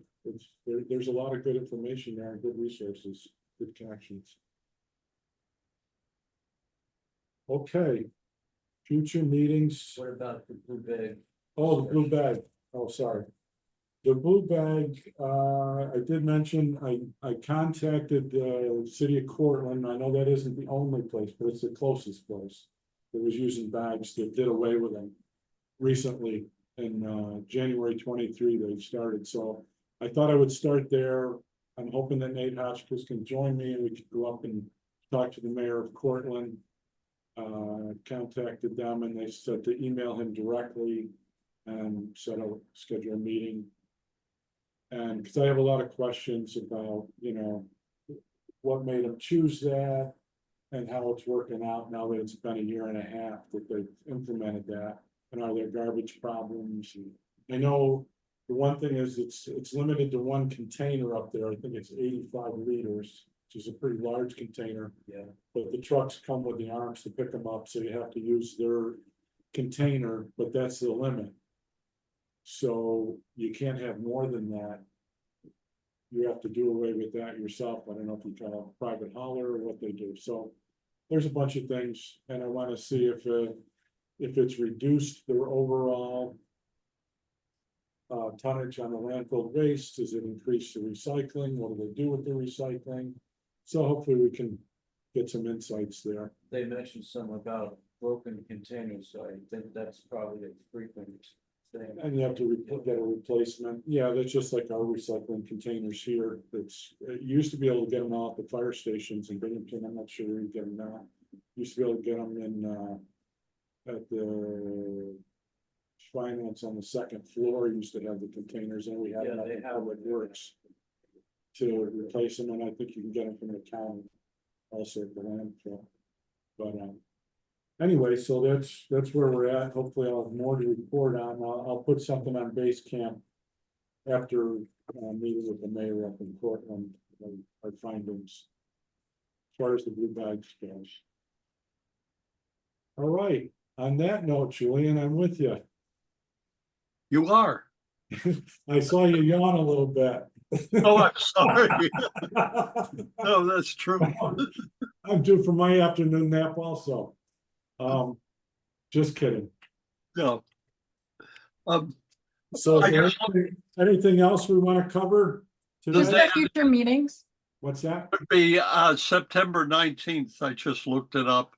If it's going to be the third Thursday as usual. I think this is working somewhat. And One, shall we make it does 1:30 work for you, Ashley, or? I can't make that day, but in general, that's the third Thursday at that time, so that's fine, I'll just miss next meeting. I was thinking about 1:30 because the clerk's office has lunchtime till 1:15. This way they don't have to interrupt their lunch to come and open the door for us to come in. But then it seems like the DASA has to leave her. Oh, well, how about we make it 1:15? 1:15. Yeah, that makes sense. That's why they don't like to get interrupted when we knock the door. Well, yeah, it's lunchtime. Yeah, I mean, I don't. Yeah. So I meant to do it this month. I asked them to remind me, depending, because the lunchtime was kind of flexible, but, so. It's your all right. fault. So. 1:15, September 19th, in this very same room. And we will put out the agenda ahead of time. Oh, And just for when you're making the agenda, I just can't make it for that presentation we talked about, so just don't put that on for next month. okay, we'll put that on tentatively for October. Perfect. Sounds good. So Ashley, just about this revision we're going to do, maybe if, how about next Monday? Let's get together sometime, talk about it. Or maybe, if you like, what I'll do is I'll draft something again based on, I hope Scott's minutes. I hate to put you on the spot like that, Scott, but it would help. probably. We don't mind. Yeah. Al. So Yeah, I put something in base camp after we talked about it, just my notes. Oh, good. From it, I don't know, they're not major changes or anything. Do you think? Anyway, yeah, why don't we just get together, maybe put together something on Monday? Okay, I'm just thinking of getting something to, for us to look at and then send to city council in good time. yeah, I just wasn't sure, does it need that much thought? Like to meet, I just have a busy schedule, honestly. I just put my notes in there, so if you wanted to edit or add, Okay. I'm good with that. Okay. Yeah. Okay, I'll do that. Yeah. Yeah, okay, thank you, Sounds great. thanks. Good. Well, I guess we will see everybody but Ashley in September. Hopefully you're going someplace good. Montreal. wow. That was fun. We. Enjoy. Wait. Enjoy your trip. Thanks. All right, well, thanks, everybody. Yeah, Motion to adjourn. cheers. Motion by Richard, second by Tom, all in favor? Yeah. Unanimous. They've Bye. left. Thanks again. Enjoy the last couple of weeks of the summer, everybody. I've got this information as to who makes the motions and who seconds. You want that, right? Yes, Okay. yep. I think that's kind of our bread and butter to the minutes. Yeah, okay. Sure. Thank you. Thanks for doing this, Scott. Sure. It's greatly appreciated. Yeah, well, we all have to figure out what we can do to help. I saw your minutes from your meeting and very good, Yeah, he did it in very a good. record time. They're already posted. I saw it. Well, yeah, I mean, I had relied on, Fresh. I relied on Sam. Okay. So, Thank you okay, very guys. much. Thank you. Sure. I just,